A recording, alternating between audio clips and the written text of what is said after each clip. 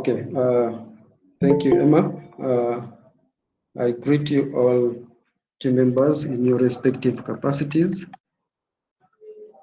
Today, I think it's our second time meeting online for this kind of discussion training about health and safety aspects.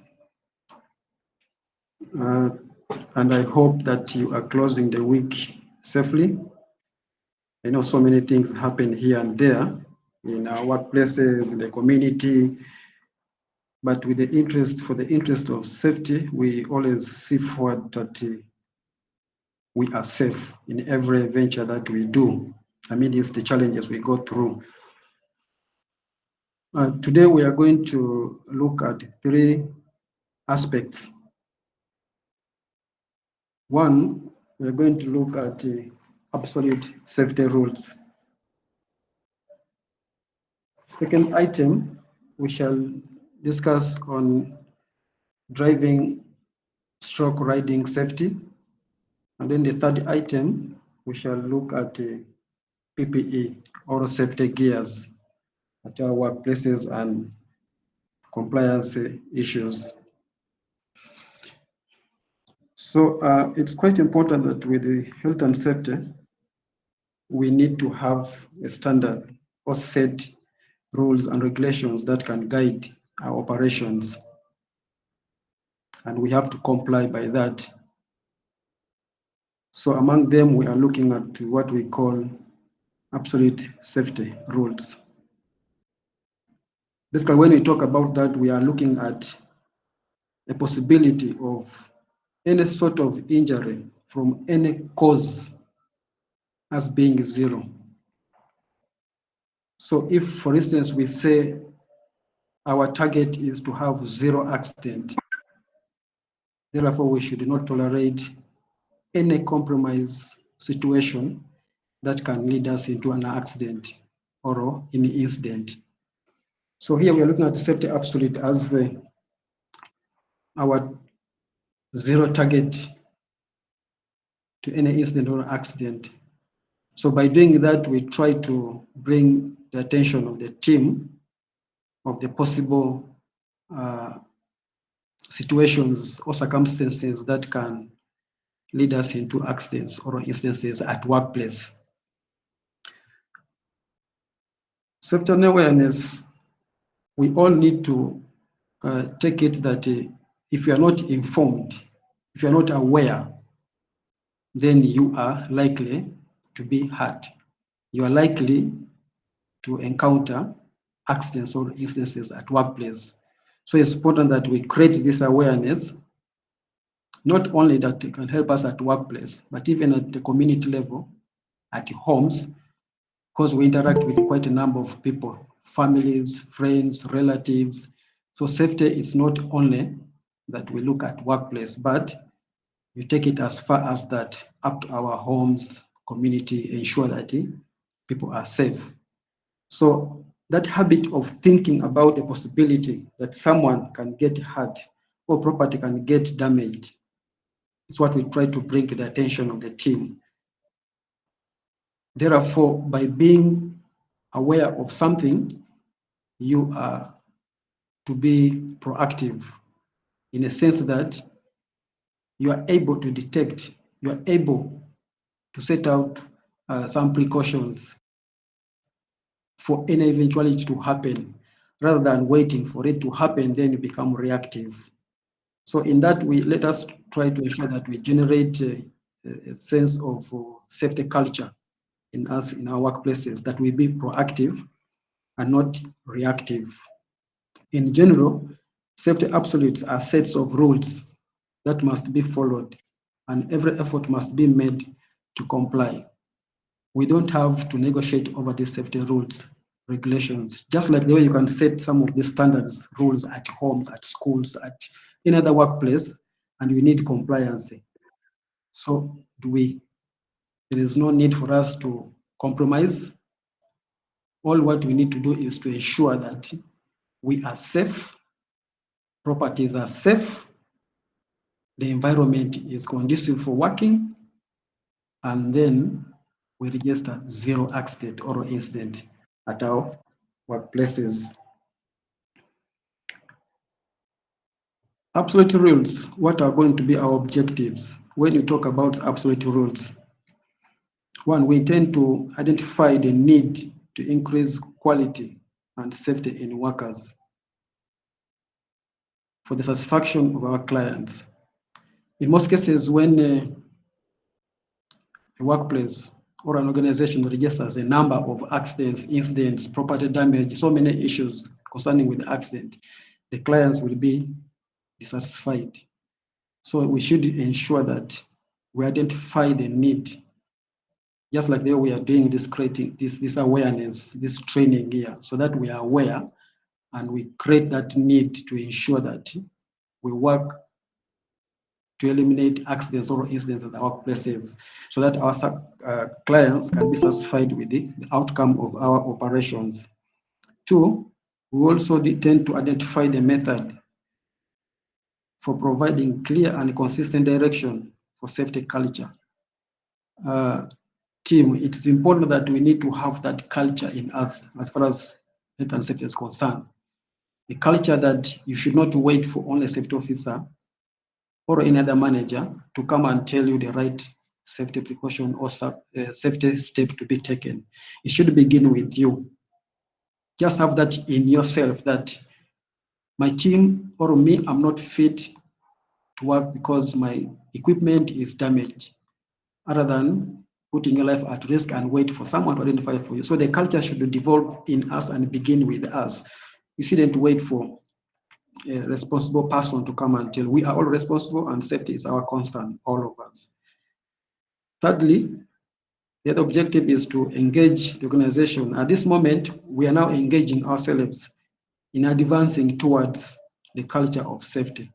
Just like the way I said, the culture of safety should be inbuilt in individual team members, that you know the safe way to do something, you know the correct procedure, and you know what is required for in your operations, so that that culture of safety can be embedded in us. But our key talking point here will involve that the first safety absolute is to understand the rules. There's quite a number of rules, safety absolute rules, that different workplaces have. Even at home, you have rules anywhere. So for this case, we shall see some few of them that we tend to comply to. And there are quite a number that we should actually follow and comply to. Secondly, is the safety absolutes. That safety absolutes are to be viewed as an important part of safety, not as a punishment program. For instance, when we have an absolute rule, like we need to comply with the usage of PPEs, it shouldn't be a form of punishment that we need to punish you or we punish ourselves. No, it's for the good of that objective that we have set. So when you look at safety absolutes, we need to view it as an important part in our life as far as safety is concerned, not any form of punishment. We also have a key talking point about compliance levels. When absolute safety rules are established or when they are on track, we expect very minimal non-compliance issues, or to some extent, there is nothing like we should become an obstruct to safety rules. We should comply. That is the baseline. Also, safety absolutes are about acts of preventing harm. All these rules are set because something might have gone wrong somewhere, somehow. Maybe research has been done on them, and that's why rules are being set. For instance, if we say you find a rule, no drink and drive, we just need to comply and say there are quite a number of incidents registered because of that. So a company will set a rule towards that. Perhaps a company might have registered a number of accidents at workplace because of accidents, overspeeding. So the company can come up with a policy, with a rule that the speed limit is from this range to this range. We just have to comply and ensure that we are within that so that we prevent harm and property damage. We're also saying that failure to follow absolute rules may result into harm. So there is no room for us not to follow these absolute rules. We just need to comply, understand them, and let the rule of the game work. Here are some of the examples of absolute rules. Most common, and I believe we are not exceptional from this because most workplaces, a number of issues are raised in this situation. Emma, I see someone, Chico, raising up his hand.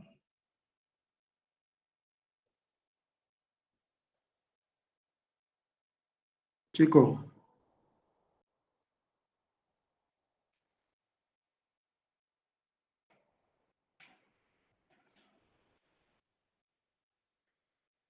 Chico, Emma, maybe you try to engage Chico. Maybe he has some issue that he wants to share. I've seen he has raised up his hand. Okay. Okay, members, these are some of the absolute rules that we looking at the nature of our operation, and I think it's important that we need to observe this. They are quite a number, but let me take you through some of these few items. I know that most of us have ever met these safety rules. We have read about them, but the only challenge is the level of compliance. Sometimes we assume that when I'm out there driving, riding, no one is watching me. But remember, I talked about safety culture that you should develop in you to be responsible and take safety as something so serious. So here we are saying, in line with some of the examples of the safety rules, that always wear a helmet when you're traveling or operating a motorbike. For the team that is operating a bike, we encourage, we emphasize that you should always have this gadget with you. It's quite important. I've seen what happens on the road with this situation of a motorbike. One of the persons who is complying actually using this helmet. So for those who have, for those who don't have, don't worry. Soon everybody is going to have this gadget here, especially those ones who are operating the bikes. So we're also saying that always wear seat belt when traveling or operating a vehicle. If we have a team of people who are driving or using our company vehicle, I don't know if Emma, you had shared with the transport manager this link, because I think some of the things here should be sent direct to him and he gets to listen to it from the feedback also from the team so that we see the situation we are in, things concerning the condition and the availability of the safe gears in our vehicles. So if he wasn't linked up to this, maybe next time we're sure that we bring him on board and he understands and gets through with us as far as some of these aspects are concerned. Three, sorry?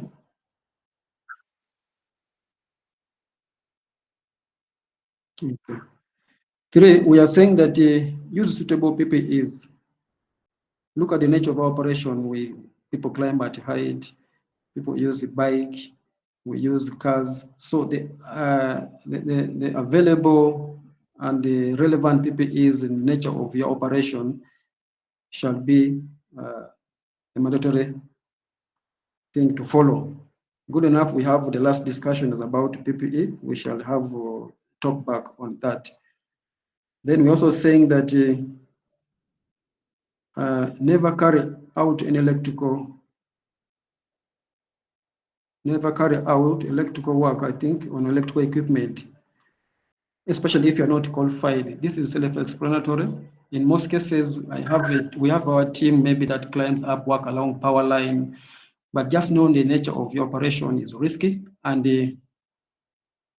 you are working along the power line, don't ever tamper with anything close to power line. Do what you're supposed to do, leave the power line separate, and then we move on. The other aspect to take note of, as an example of our safety rule, absolute rule, is never work under the influence of substances. Here we're looking at the alcohol consumption, drugs, especially illicit drugs which are illegal.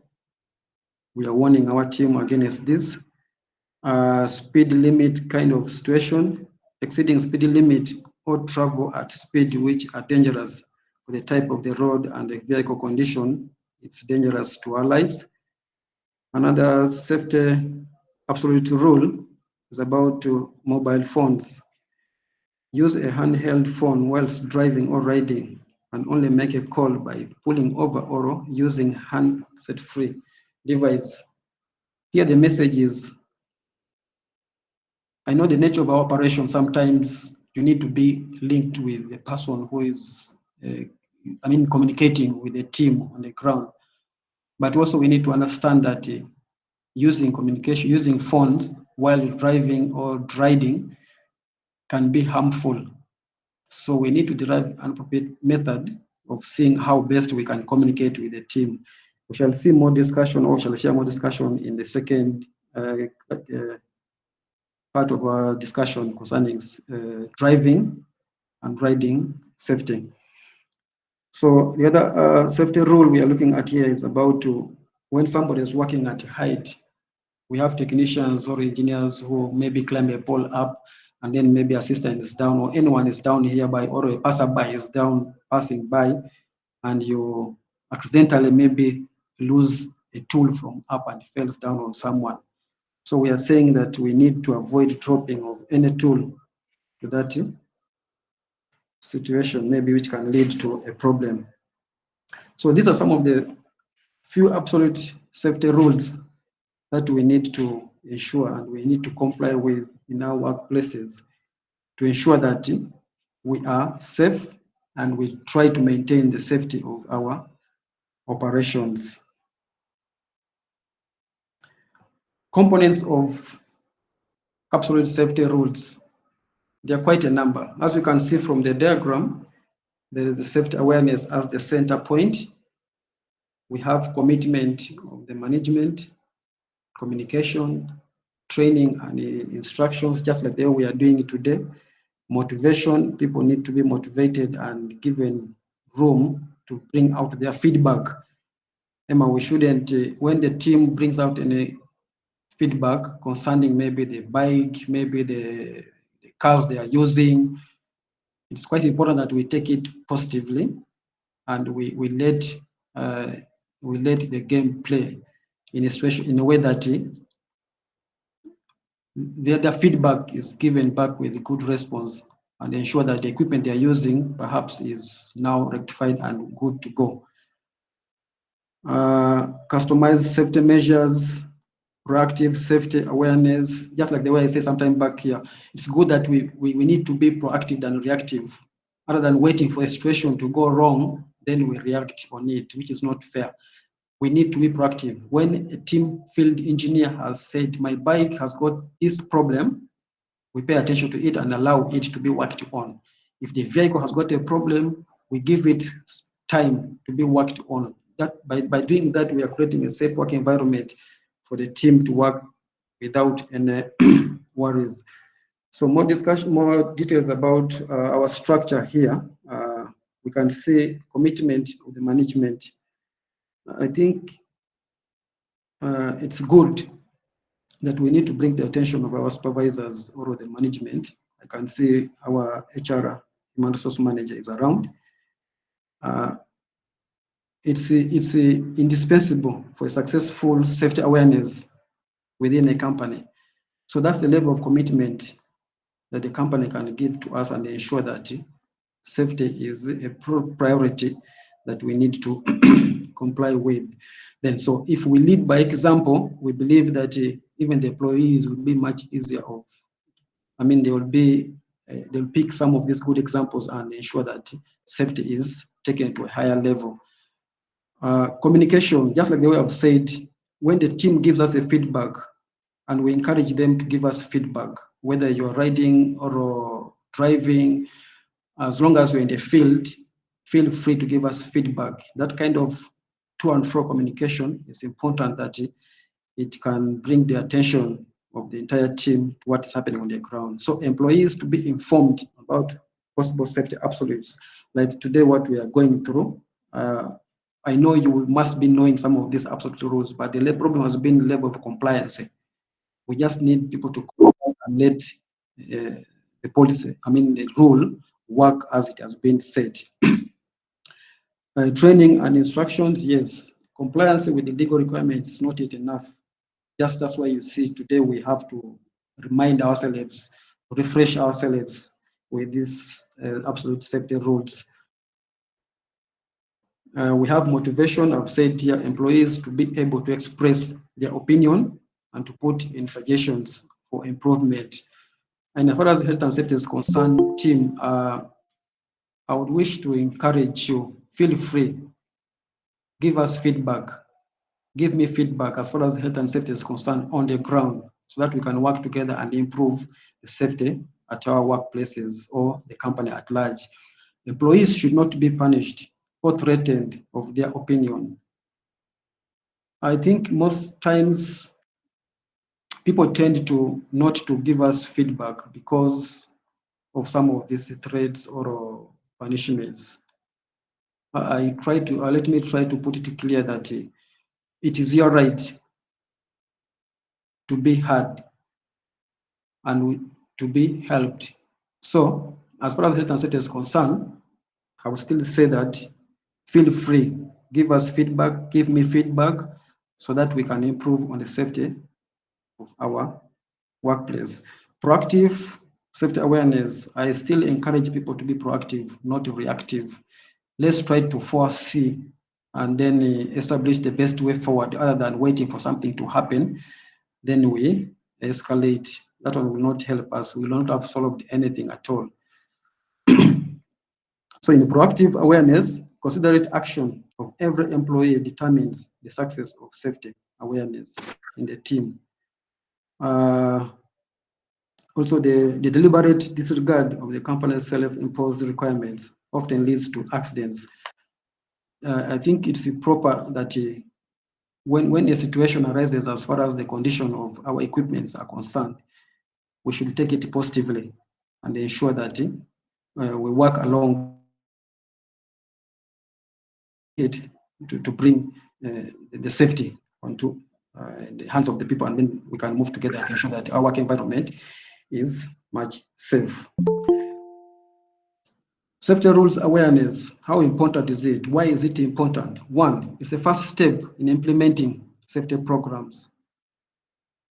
When we establish or we implement a program of zero accident at workplace, we shall need to create awareness. So many times I've interacted one-on-one, the group, and now here in our discussion here, it's important that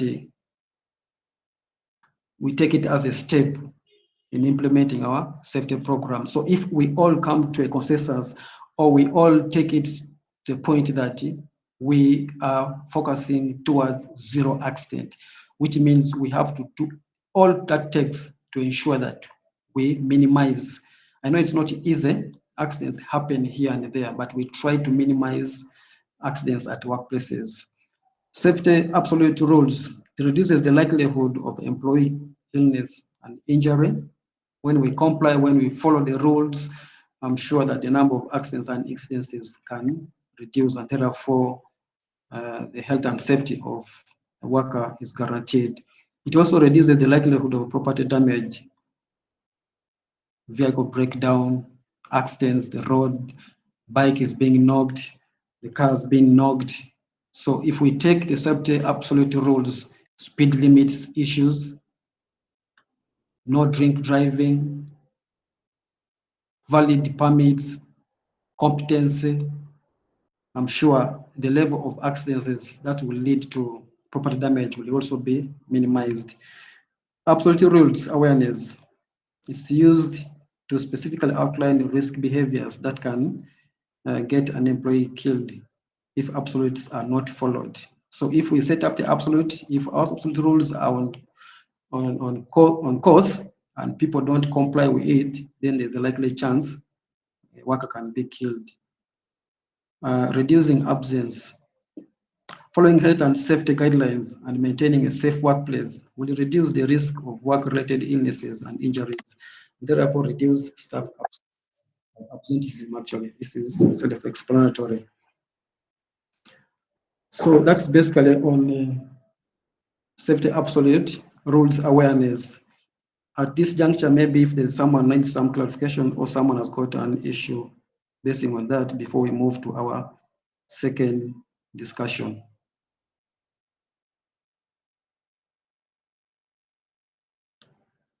Are we okay with that part?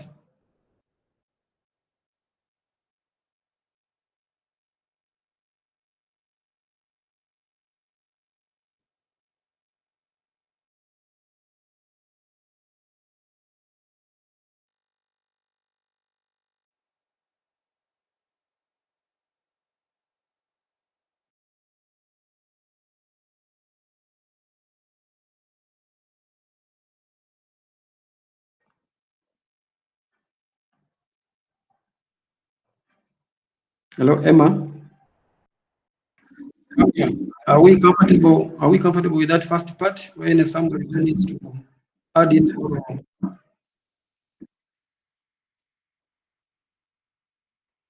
Maybe others are dozing, or they have just put on and they are not next to the conversation. No, we are available, Tega. Oh, well, good to hear. Yes, yes, I'm not around. We are listening, sir. Okay, I just wanted to understand if we are comfortable with that first part before we move to the next part. All right. Our next discussion is going to focus around driving stroke riding safety. I know there are quite a number of situations surrounding this aspect. And I trust that everything will be fine as we move on. I know it's quite difficult if you look at the nature of our operation, the condition of the equipment, the condition of the staff, the nature of our networking, like look at the nature of our environment, where we work from, where we drive, where we ride. I know it's not easy, but every day you finish up your operation, it's a great milestone that you have achieved.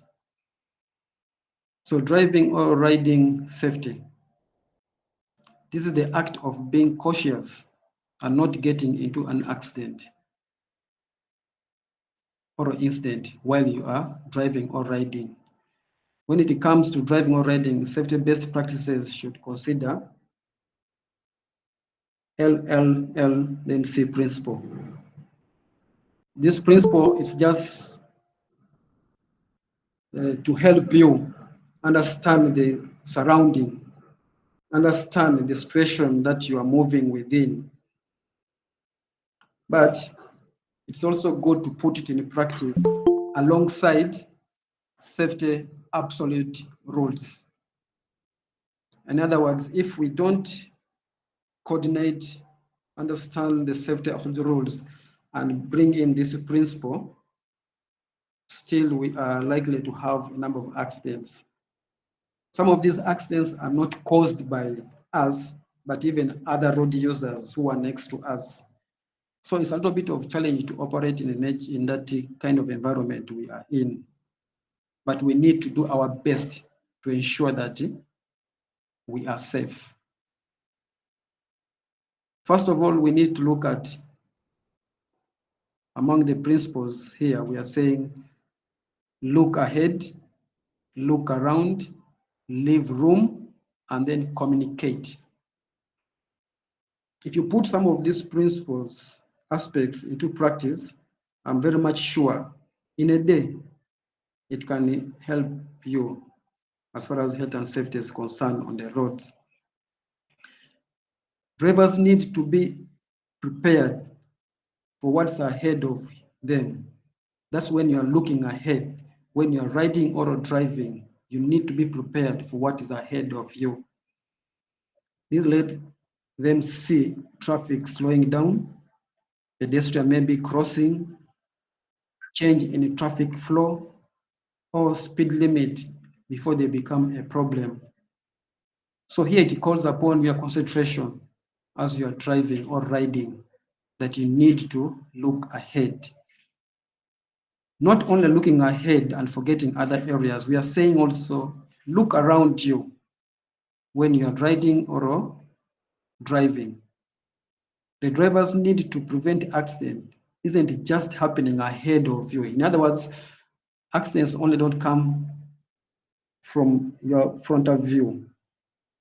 Somebody from behind you can knock you. Somebody can come from a side, joining the road, can also knock you. So here we're also calling upon our riders, our technicians who are riding or driving, to try as much as possible to prevent these accidents by looking around you. When you're riding or driving, that is what you're supposed to be doing. Thirdly, we are saying leave room. What do I mean here? Leaving room is that you looking ahead and looking around to see whatever is going to happen or what is possibly going to happen around you. But you need to leave room for such a situation. So leave room is what you do with that information that you have seen around you, ahead of you. So by leaving a room, and the time space to react to risk and avoid collisions.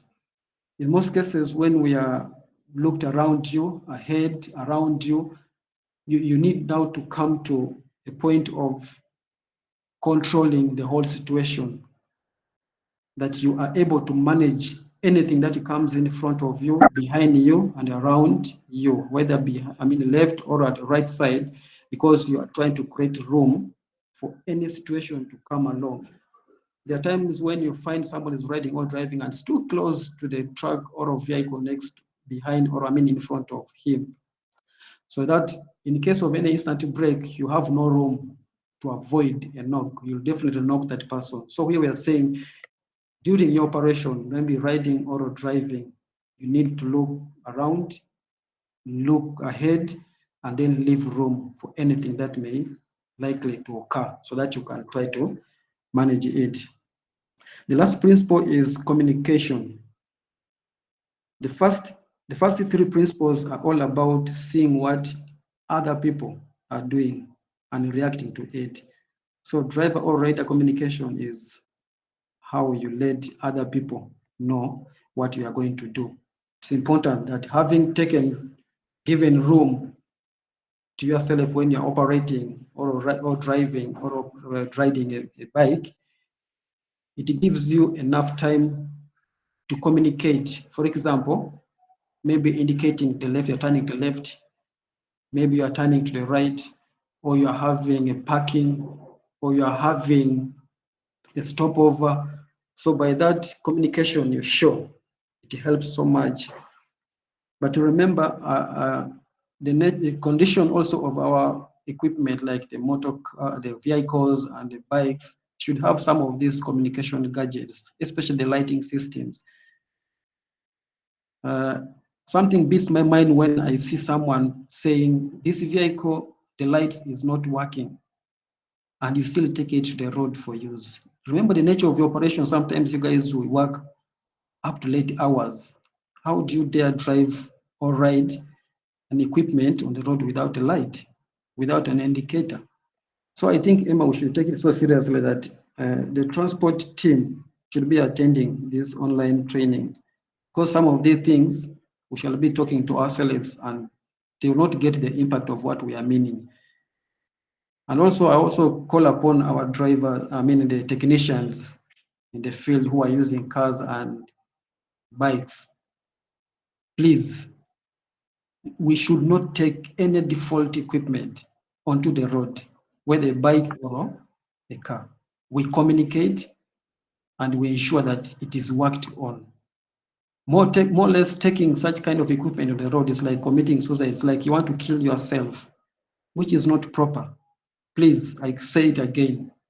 If somebody escalates the issue of his bike, car, that's not in good condition, it's not fit to be on the road because of ABCD, let's give it that priority and work on, rather than taking this equipment to the road, which is not good, and the person gets an incident. It's going to be bad for us. So we pay attention to some of this feedback and ensure that it's worked on. I also want to encourage the team members. I don't know if Chico is back. There was a time he was escalating about the tire of the bike. So whenever you escalate something like this, and then you are given a program to ensure that this equipment should be taken for inspection or for a service, let us comply. Let us ensure that it's worked on, because there are a lot of programs that go on here and there at the workshop. So if you have been given a slot to be attended to, let us comply to that and ensure that the equipment is worked on. Otherwise, it is not going to be good for us if we keep on taking defective equipments like a bike or a car onto the road. We shall have situations that we shall not manage to handle. Okay. The next part here, I want to get some feedback from the team members. There's image 1, image 2, image 3, image 4. Can somebody please just let me know what you can see in these images?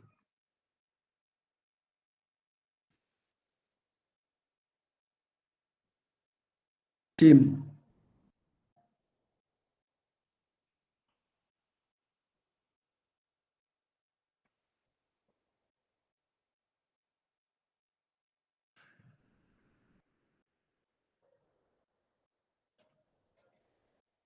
Hello?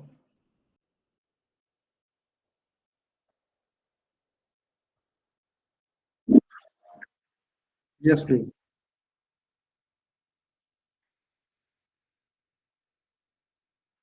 Sorry? Yes.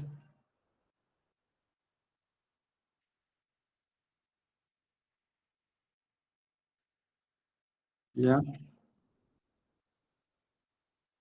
Give chance to another person.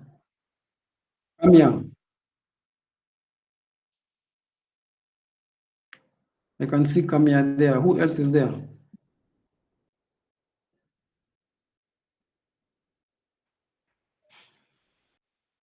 Hello. Again, Yes. Godfrey, please let me know what image can you see here and what can you say about any of this image? good evening, King Nias. Good evening. Now I'm seeing the fourth team, the fourth one, the fourth frame. Yes. I'm suspecting this is trying to show an accident as a result of alcohol, some of the ground, something like Thank you. Luima, Godfrey, any image that you can see and what you can say about it?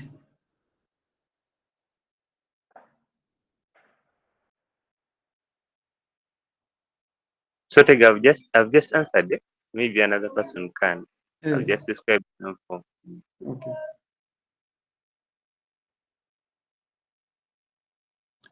Who else is there? Yes, Ivan.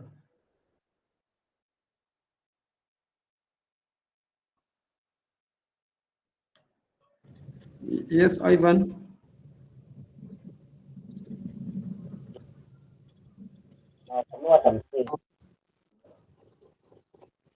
Ivan, you're too low.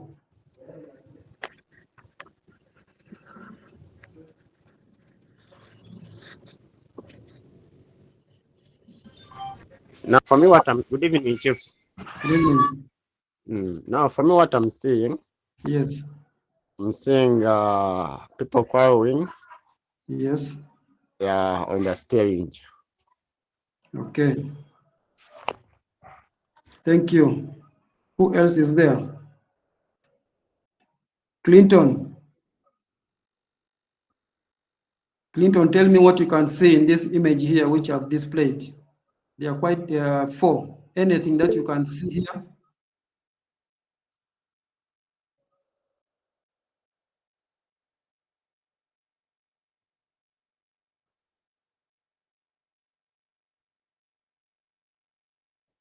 Clinton?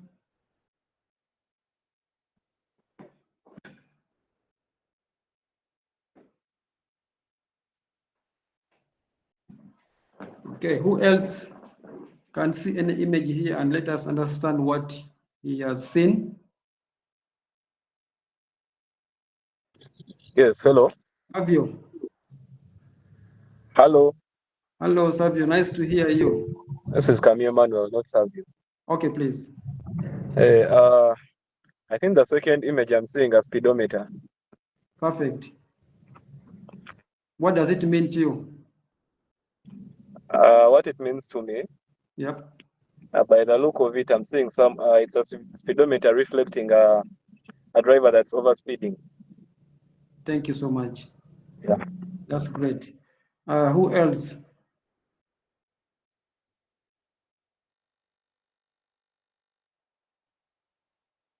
Savio, I saw he came and then slightly went aside. Any image that you can see here and interpret it?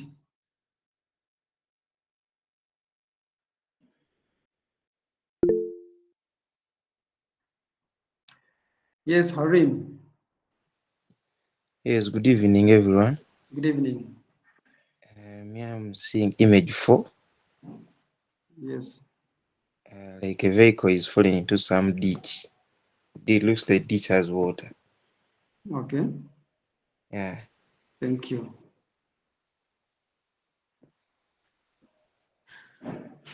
Okay. Yes, please. Yes, please. Yes.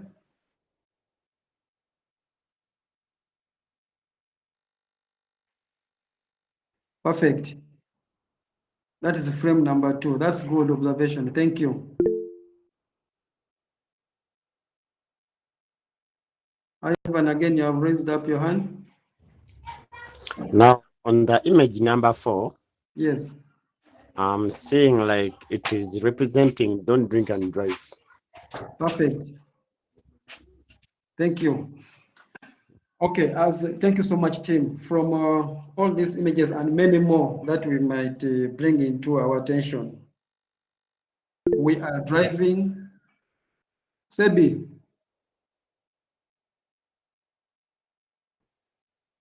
Sebi, you want to say something?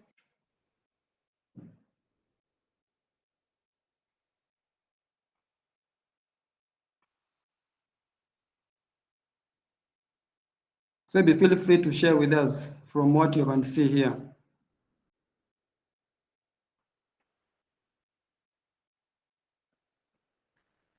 Okay, thank you so much, Tim, for your observations and critical analysis. This image here, it communicates, it sends a message. We are driving, we are riding, and these are things that happen. Okay, these are things that happen in all people who are either driving, riding, or even pedestrians. These are things that happen, and it's common in workplaces. But all we need to understand is with this kind of a situation, we set rules, regulations, policies that we need to follow. And the company might not be able to see all that is happening on the ground. But remember, I talked about the safety culture in you. Image 1, like we said, somebody said here, people quarreling. That's true. Normally on the road, when people are riding or driving, there's that kind of aggressiveness. Somebody wants to overtake you. somebody who comes too close to you, there's that kind of body language that we always show. That is aggressiveness and people quarreling while driving. So this can easily lead to a serious accident at workplace. It can lead to a serious accident on the road.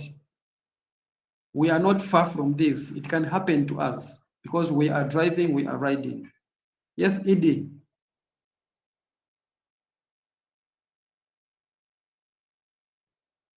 So this image one is aggressiveness and people quarreling, shouting to one another when driving. Image two, where you can see a car and a phone display through the window. Perfect. The sample who shared with us is a analysis or observation here, showing us that accident happens if these two items are not managed well.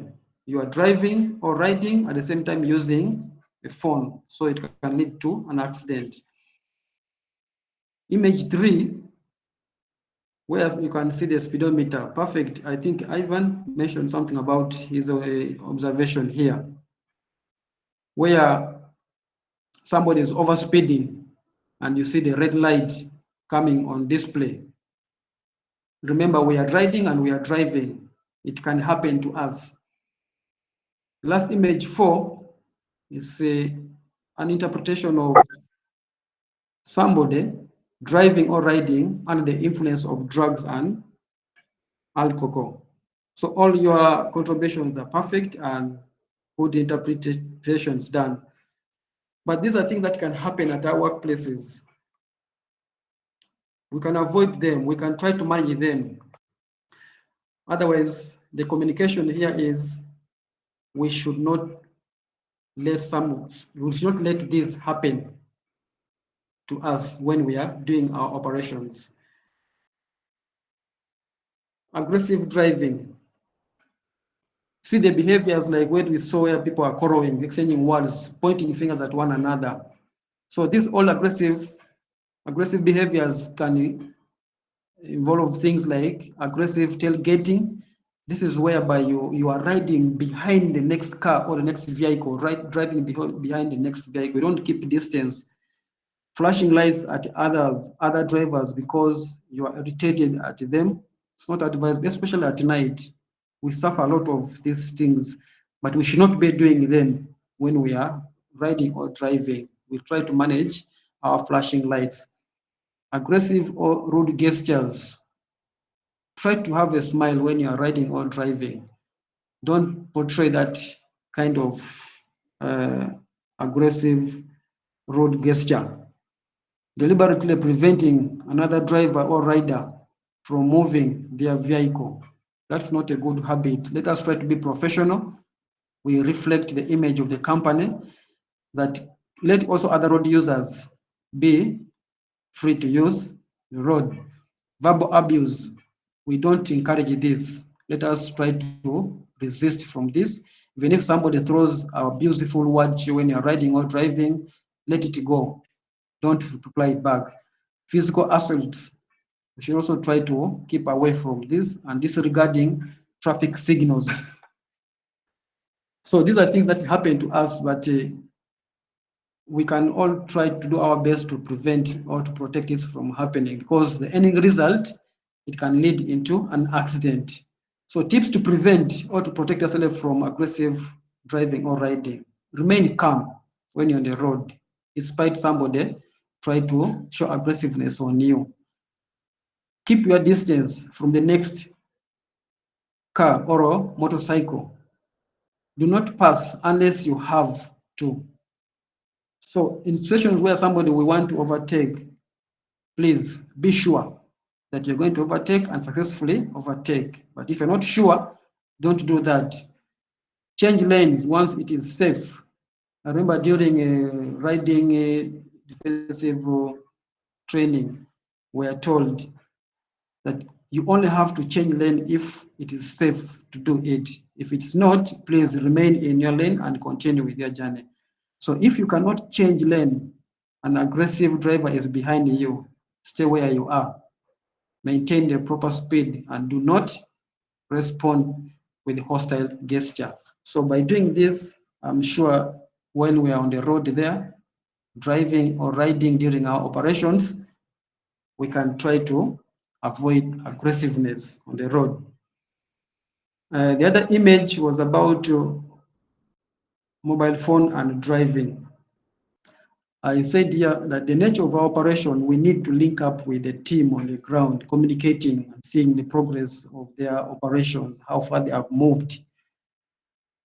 But remember, research indicates that using a phone while driving can make drivers or riders 4 times more likely to crash.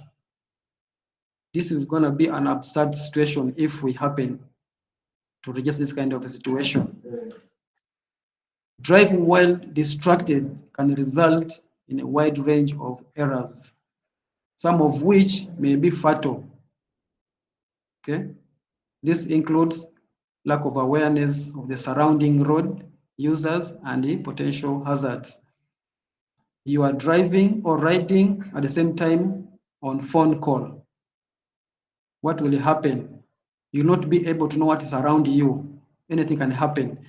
Failure to see road signs and warnings, struggling to maintain and recommend a safe speed. So we try to make sure that we avoid using phone call and riding or driving at the same time. The best I can say here is safe tips to manage this situation. 1, avoid using mobile phone when even hand-free technology. Remember, I'm very much sure that the team, you always move in 2 or 3 persons. Give the next person to respond to calls when we are on the road. If you are driving, they call your number, please give your co-driver or your assistant to respond. It's going to save lives.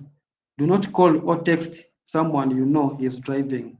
Our team in the office, when the team is being given assignment, I think it's proper we begin calling the co-driver or the next assistant technician maybe to see progress of their journey, other than calling the person who's riding or driving.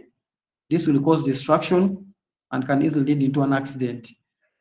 So there are quite a number of tips that we can follow. But what I'm going to encourage is, if we want to make calls to the team on the ground, let us call the next or the co-driver or the assistant to avoid that kind of distraction. The other item is about speeding. For your information, in the last month of March 2024, the traffic registered 81 deaths and 381 injuries in road accident, reported by Stewart Ampire. That's March 18th, 2024.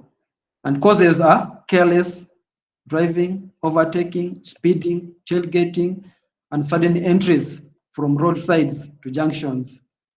So remember, we are driving, we are riding. These things can happen to us. We need to take care of speeding. It is an important issue that can help us and ensure that we minimize accidents. So basically, the image was clear. It's about overspeeding. We need to consider life, gentlemen. It's important that we avoid issues of overspeeding and operate in a safe manner. Standard speeding rate for cars, it's 80 kilometers per hour. But if you go on other roads, you'll find they have written there 100 kilometers, even more than that. But it does not mean that you are supposed now to drive or ride at that speed. Sometimes we now need to use our judgment. Where is it proper and where is it not proper? But for Sultan, it's important that we consider 80 kilometers per hour vehicles, and then bikes 50 kilometers per hour. This will help us avoid accidents on the road. There are quite a number of tips that we can use when riding or driving. But the most important communication here, we are saying that stop overspeeding before it stops you. The other image was about driving under the influence of alcohol and illicit drugs. Gentlemen, let us try to ensure that we comply with the policy. It's not only Sultan's policy, but at the national level, it is important that we follow this. Otherwise, the risks are high that accidents leading to injury or even death due to consumption of substances. So it's important that we try to avoid some of these aspects that can cause us accidents in the workplaces. So the message here is clear that stay drug and alcohol free during your operations. This will save life, will save our work environment. So that's basically about our driving and riding safety. Anyone with an issue on that part before we finish up with the safety gears?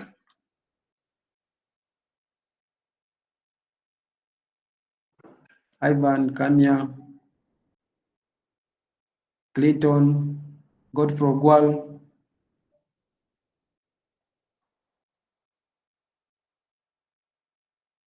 Any issue with the part that we have just finished, driving or riding safety?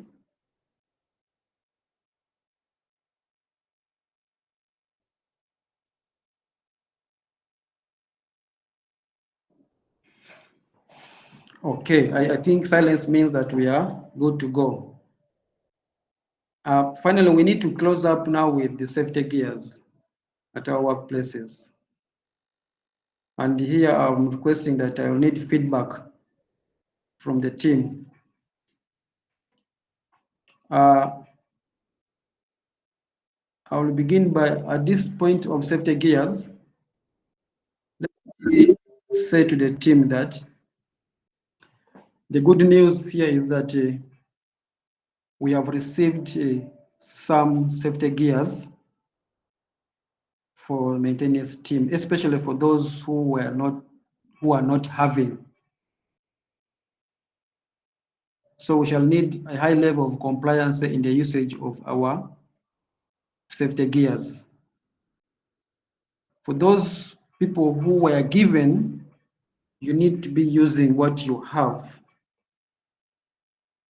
And for those who have not been given, we are going to share the safety gears that we have received based on the list which was generated or the list which was ordered for.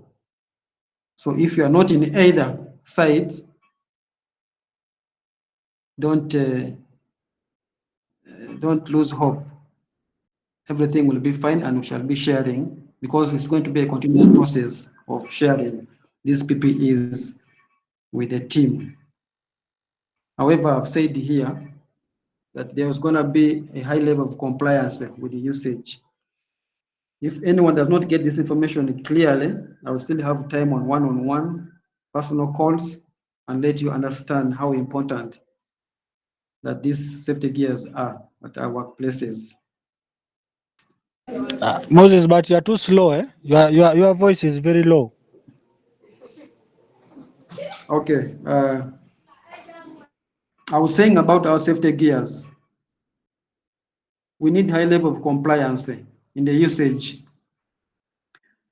And the good news is that we have received some safety gears that I think by next week we shall begin sharing it out with the teams or with the people who don't have completely. So when we are given, please endeavor to use them. It's going to be a serious watch over this. Any failure of non-compliance will have a level of punishment. So we take it so seriously because it has been also a call from our client over our dressing codes, our identifications. So we are trying to respond to that, and we shall not have any excuse to explain to them and any excuse to listen to you for not complying to our safety gears. So whatever you have, whatever you'll be given, please, let's use them as per the requirement.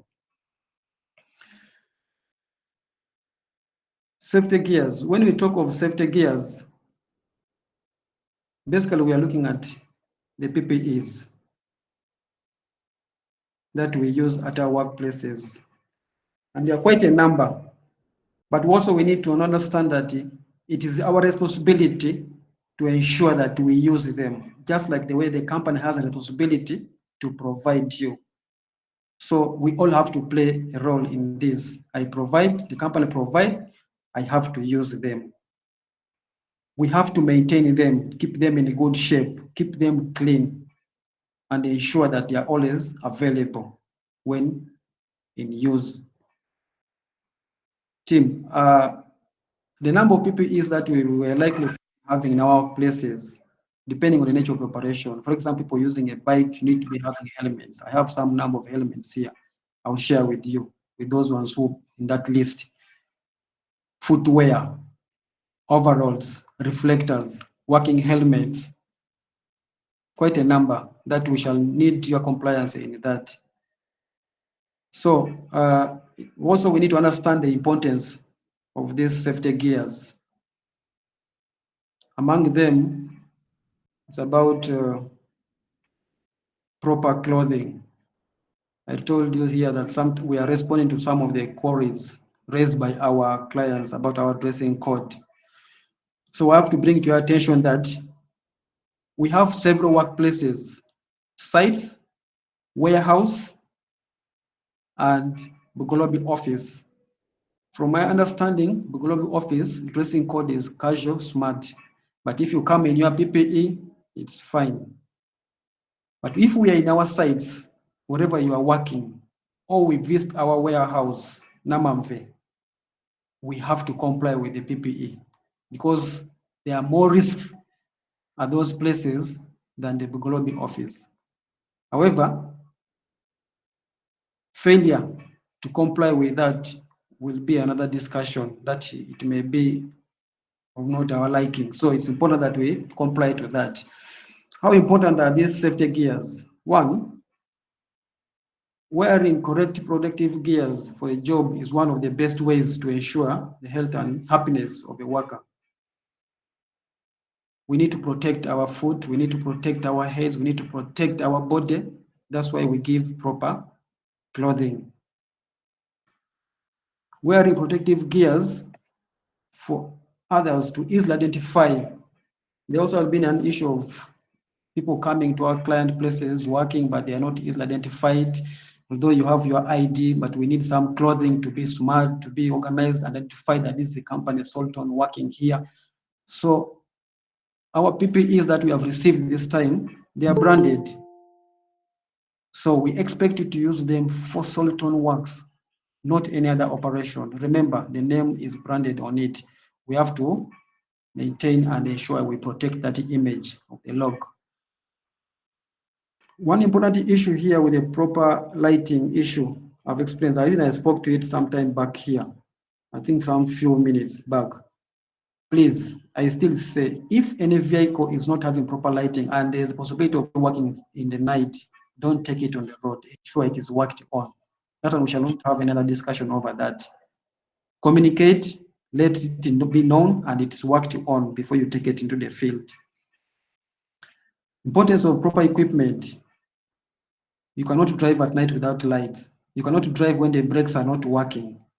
So we need to ensure, Emma, that some of these issues are fixed before putting our team members at risk, taking them on the road when the vehicle is not in good condition. When the lights are not working, it is putting people at risk. So among the importance of proper equipment, we say provide workers with proper equipment would seriously reduce the number of work-related injuries. I've said about the cars should be in a good condition. Workers should also be aware of their tools and equipment as well. I remember saying here about in case of any defective equipment, it should be properly maintained, communicate, and work onto that. PPE is a requirement. Proper, like PPE, let us say it's a requirement by law that the company has to provide. But it's also a requirement that the user has to use them with no excuse. So it's a level of a compliance. That's how important they are. But also we need to understand that using PPEs is the last defense line. We should not assume that PPE is going to protect you from an incident. You may be having all the PPEs required, but you're a careless rider, you're a careless driver. still you'll get an accident. So we consider it as the last lifeline defensive mechanism. But also we are saying that it is a good reputation for someone, for people, for our team to have these PPEs. That's why we are calling upon the team to always use them if you are given. I will not have to listen to any excuse that you might have left it at home, because you're going to be given at least an overall and a reflector. So there are cases where somebody says mine is that I've washed. Those kind of stories will not be there. You should have at least two. One you wash, one you use, the other like just like that. So quite a number of importance of these PPEs that we shall not cover it all. But what you need to know that we need to comply and use them. We need to keep them safe, and we need to ensure that they're always available when you are used. Remember, I've also said here that our working environment, especially the warehouse and the sites that we operate from, we need always to be in our PPEs. So these are quite a number of images showing the PPEs that we need to be using at our workplaces. The other thing I have to let you informed is that the users of PPEs, it is your responsibility to inspect them and check their status. For example, this belt, the single waist belt for work at height, the climbing shoes. It's important that people who do that kind of operation use this equipment. Please check them, ensure that they're in good condition. But I still have to caution, we have situations where people misuse these equipments. They are basically used for work at height. Okay, we should not be using them for any other things. For example, you may be tempted to use this belt for pulling a car when it's stuck. Trust me, you will buy it at your own cost. We will not avoid, we shall not accept this to happen. When you lose these PPEs, it is your responsibility to replace it. Please take care of them. Don't lose. These things are quite expensive.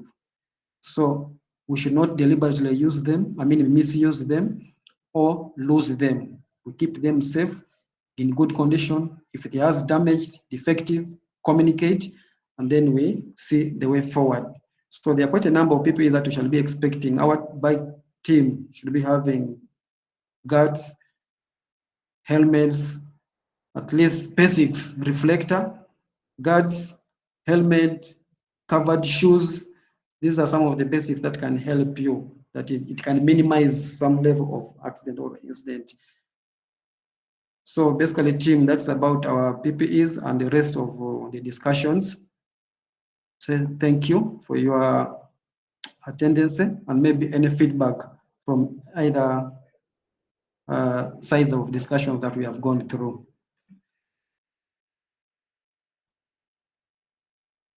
Any feedback?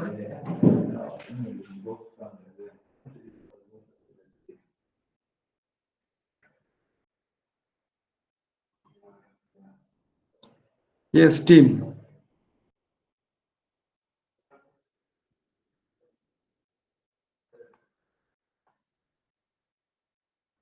Kibrige, Amanya Clinton, Fred, have not heard from you. Jesse, Luima, any feedback?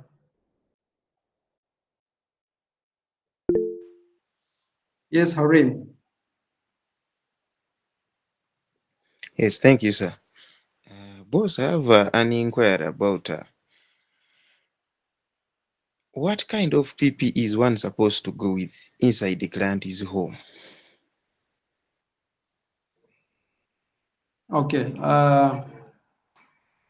You may find their clients who will not accept maybe you to enter their homes with shoes. You have to comply with their standards. But also you need to assess the nature of the environment you're working in. But if the client says, my house, don't enter with the shoes, please, we just have to bear with that and then respond positively. So if I've given you a reflector, for example, I've given you a reflector or overall, that one cannot stop you from entering the client's place to work. You have to put on them if you have a reflector or you have your overall, you put on that and then go and work. So if you have a reflector, you have the safety shields, you have overall. I'm sure they are fit for us to work with in that client's home, unless the client is so specific. We can attend to it, we can listen to that from the client side of the view. Maybe if you have an experience of the type of PPE the client wants us to have for you to work in their homes.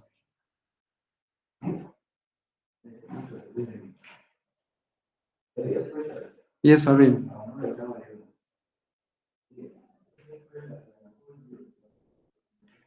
Give it again. Yes, please, sir.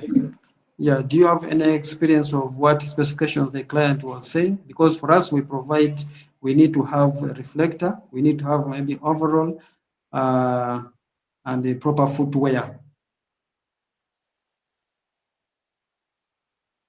No, I think the issue was with the working helmet. With it? The working helmet. The Okay. client didn't want us to enter with the working helmet, and yet work was inside the ceiling. Okay. Do you take some time to explain to them the importance of that helmet? Some people are just hesitant with the explanation. That's why I wanted to. I They don't understand. want. Yeah, I understand your side of the story. I know some clients are they're like that, and they. So it's like as if you are taking his house cameras. That's just look like that. Yeah, are you really the right people? Why do you put on things that cover your face? Okay. And yet we are going to work in the ceiling. So wasn't so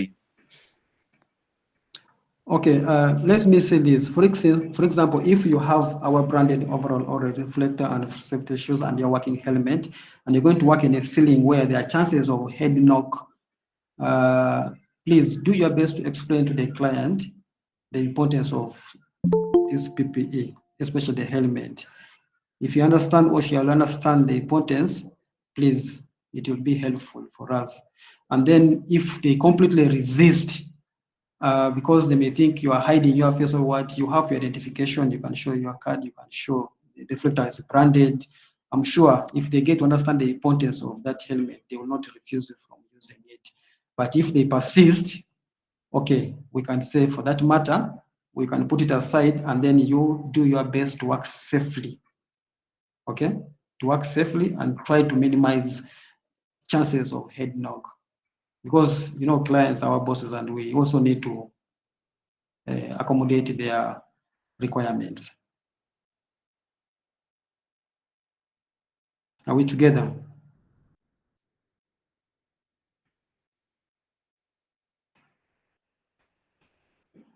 Anyone else with the feedback?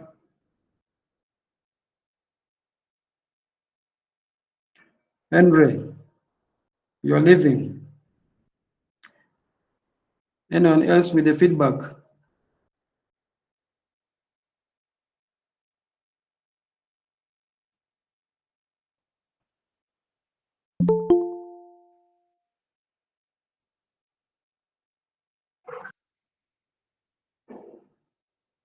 Fred?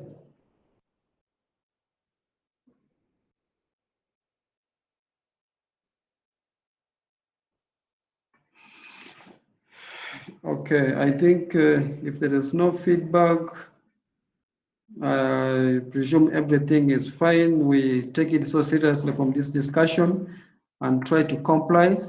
Where it needs the implementation, we have to implement. I just have also to communicate to you that by tomorrow's week, I'll be sharing a list or calling people who are supposed to be given these PPEs, and then we shall expect a high level of compliance in their usage. Emma, maybe if you have something to close up this discussion, it's already 5:30.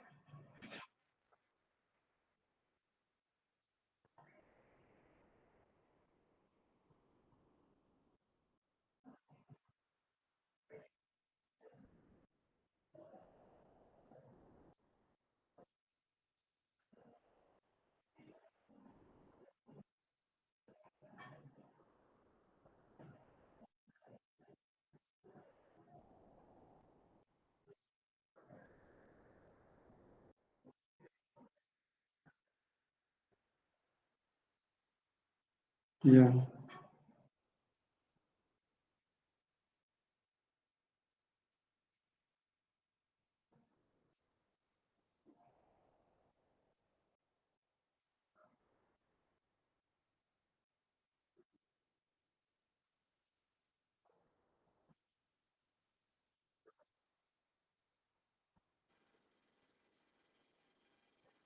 Okay. Good evening. Thank you, Emma, and thank you, Moses. It was a nice presentation. What I would urge members, let's comply and take health and safety seriously. I've just been following up an incident which has just happened this evening. One of our riders has just been involved in an accident. That's why I was on and off the meeting. So members, let's adhere to what was shared by our health and safety officers. Thank you so much for Emma for organizing this, and I think we need to do it frequently until the culture of health and safety is really embraced by our members. Thank you, Emma.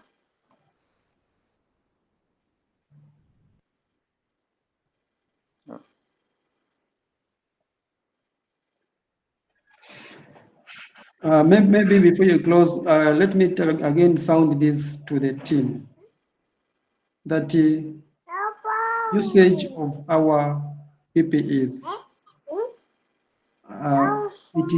there is no need for negotiation. We just need to see that level of compliance. Build a safety culture in you that before you're going to begin your work, whatever PPE you have that is required for that work, please go ahead and use them. We shall not have any other discussion about usage of PPEs, listening to stories that I've washed mine, mine got lost, or I've misplaced mine. Please, we shall give it out. We need you to use them. Where we need to come in and train, we shall provide that. But you have a responsibility to ensure that the PPEs are in good condition, they are clean, and they are always being used. Thank you so much. Thank you, team.